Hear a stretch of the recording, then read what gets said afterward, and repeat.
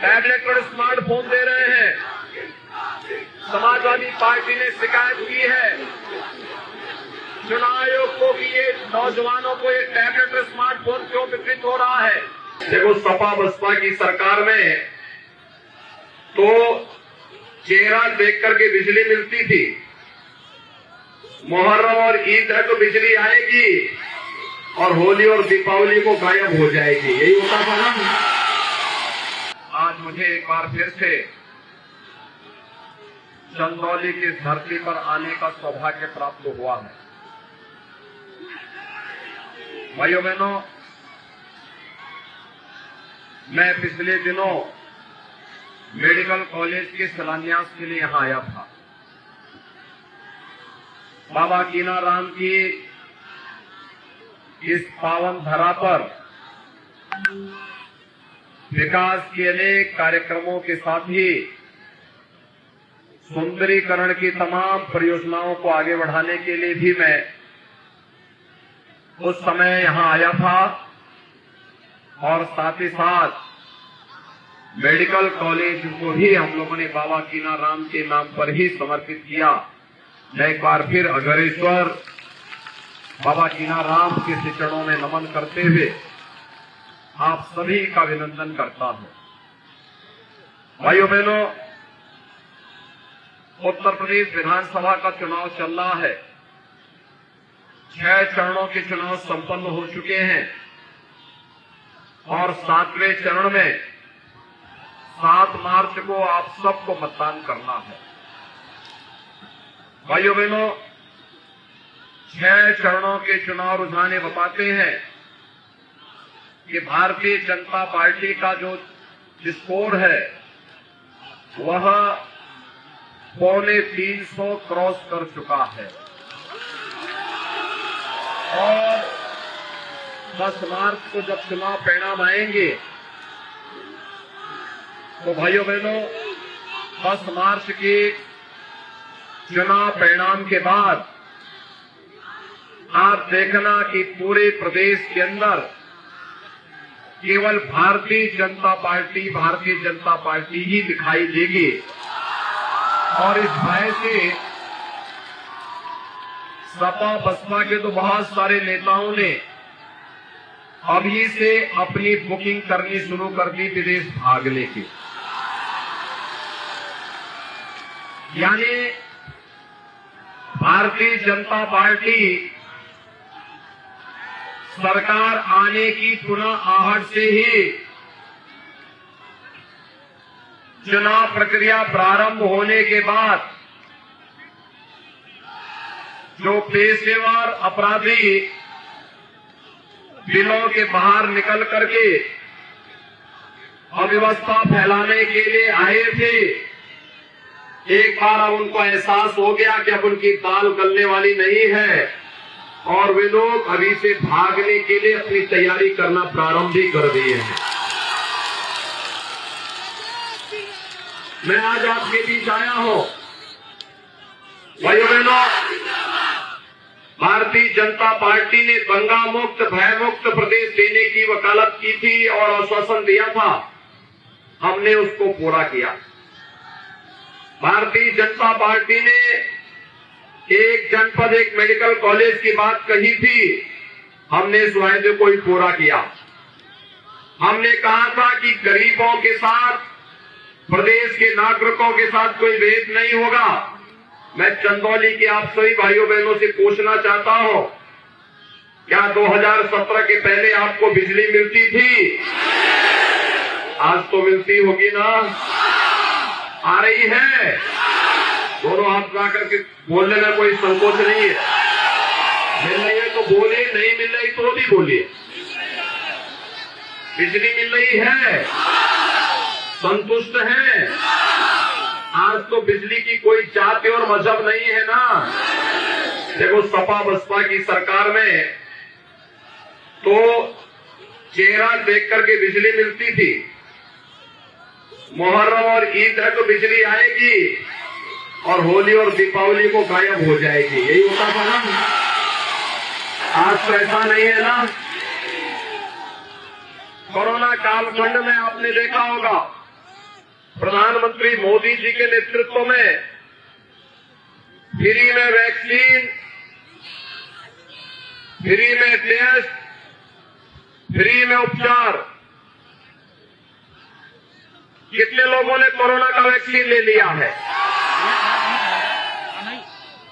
Vaccine का पैसा तो नहीं लगा, किसी ने मांगा तो नहीं। भाइयों बहनों, फ्री में वैक्सीन, सबको वैक्सीन।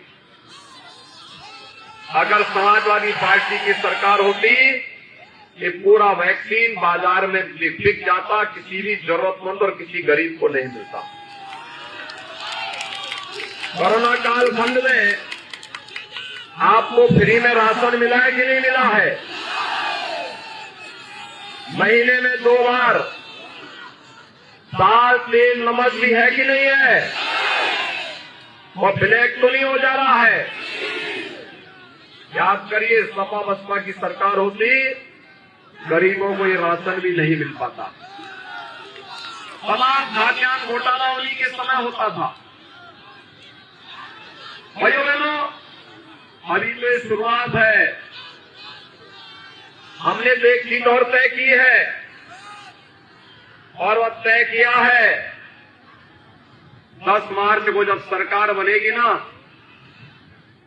उज्ज्वला योजना के और लाभार्थी को होली और दीपावली में फ्री में रसोई गैस का सिलेंडर भी उपलब्ध करवाएंगे।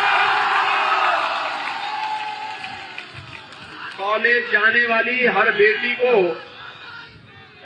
जो मेधावी होगी, उसे फ्री में स्कूटी भी उपलब्ध करवाएंगे। गरीब कन्याओं की शादी के लिए 2017 में हम लोगों ने मुख्यमंत्री सामूहिक विवाह योजना चलाई थी। कन्यादान में अनुदान की राशि हमने 35,000 तय की थी, जिसको बढ़ा करके 51,000 किया गया। लोगों को टैबलेट और स्मार्टफोन दे रहे हैं। समाजवादी पार्टी ने शिकायत की है चुनाव आयोग को कि ये नौजवानों को ये टैबलेट और स्मार्टफोन क्यों वितरित हो रहा है। भाइयों बहनों, हमने तय किया है, यानी मैंने कहा भी आखिर क्यों नहीं नौजवानों को टैबलेट और स्मार्टफोन मिलना चाहिए। समाजवादी पार्टी का तो मानना है कि विकास केवल सिपाही खानदान का होना चाहिए, बाकी किसी का नहीं होना चाहिए।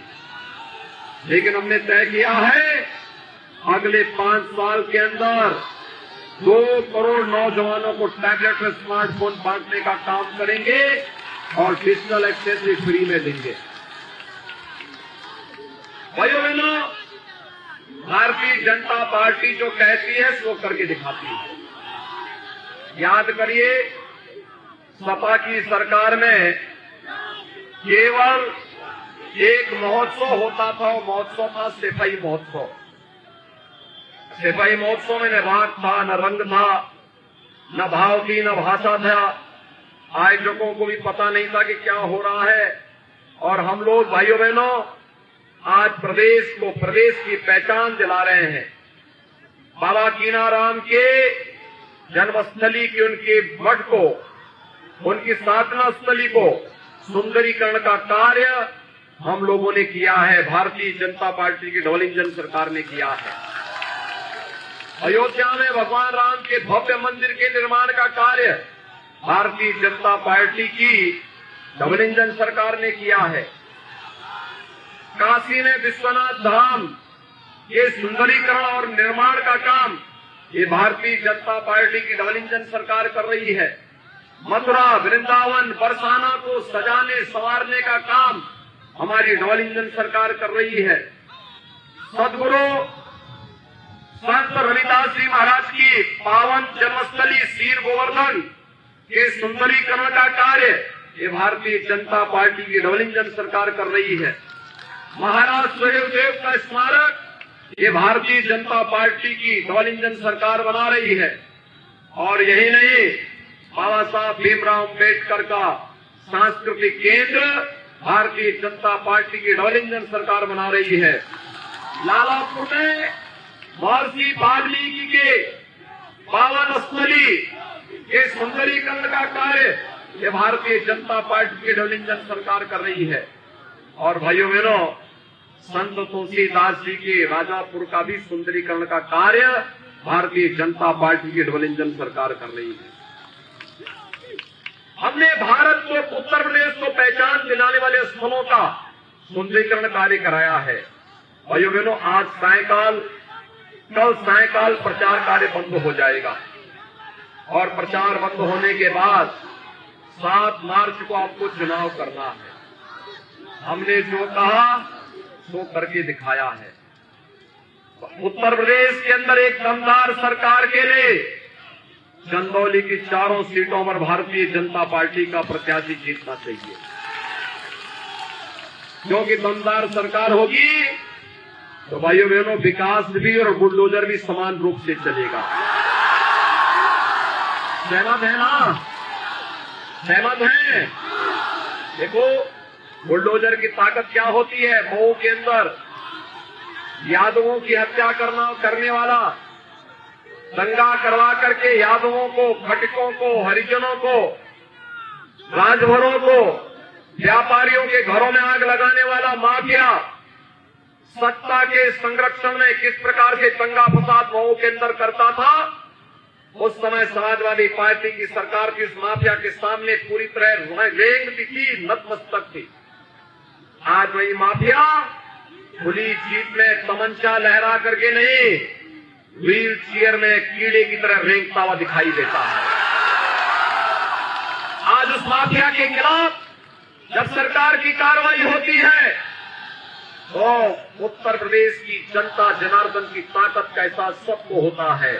और मैं आपसे ये कहने के लिए आया हूं, दमदार सरकार थी तो उस माफिया को सही सबक सिखाने का काम भी सरकार ने किया है कि तुम दंगाई हो, निर्दोष लोगों की हत्या करते थे, जमीनों पर कब्जा करते थे, गुंडा टैक्स वसूली करते थे, तुम्हारे साथ तो यही व्यवहार होना चाहिए। उसको जेल के अंदर ठूंसने का काम भी डबल इंजन सरकार ने किया है।